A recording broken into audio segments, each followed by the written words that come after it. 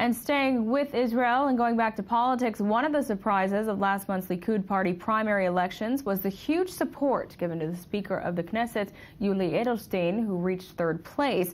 A unique life story or experience, I-24 News correspondent Tal Shalev tries to understand the secret to Edelstein's success.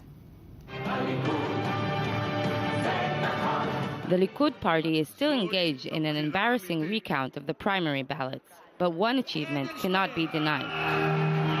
Taking a surprising jump from the 12th place on the list to the 3rd, one of the biggest winners of the primaries is Knesset Speaker Yuli Edelstein. Where I have to win, I have to win. Edelstein's path to the top 5 has not been easy. Long before he entered politics, he was a symbol of former Soviet Jews who wanted to immigrate to Israel but were refused permission by the communist authorities.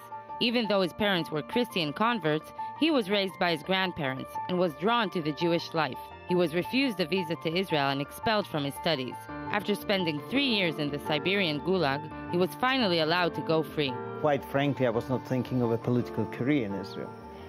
When I arrived here, it was even the other way around. I said, I've paid my taxes to the Jewish people. I want to lead normal life, don't want to be involved in anything public.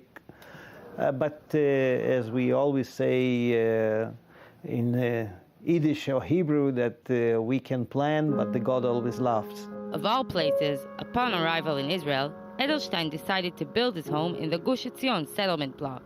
When people sometimes ask me, how come that someone like you, who was in prison for human rights and all these things, how come that you live in occupied territories? Let's remind ourselves what we went through last summer. There was always that theory that if we just wouldn't have settlements and we wouldn't, quote unquote, occupy, peace will come immediately. It's a nice theory. I mean, every theory has the right to exist. Like the Israeli Prime Minister, he rejects the territorial core of the conflict and offers a much more deterministic approach instead. It's not just Gush Etzion, it's about Tel Aviv, it's about Haifa, it's about our very presence here in this area. And it's very important to understand that it has always been like that for the last, 4,000 years. We can define ourselves the way we want, but the terrorists around us, the unfortunately dictators around us, would still continue to try to just get rid of us here in this area. Edelstein first entered politics on a Russian ticket, founding the first immigrant party, Israel Ba'aliyah, with fellow Soviet dissident Anatoly Natan Sharansky.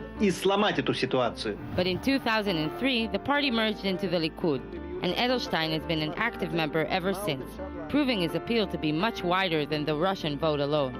After serving as two-time minister, he was elected as Speaker of the Parliament in 2013. His predecessor moved on to become president, but Edelstein feels like he found his dream job. In my previous positions, Minister of Immigrant Absorption, Minister of Diaspora, people used to say to me, can you imagine, you were a refusenik, you were a prisoner in the Soviet Gulag, and now you are, isn't it exciting?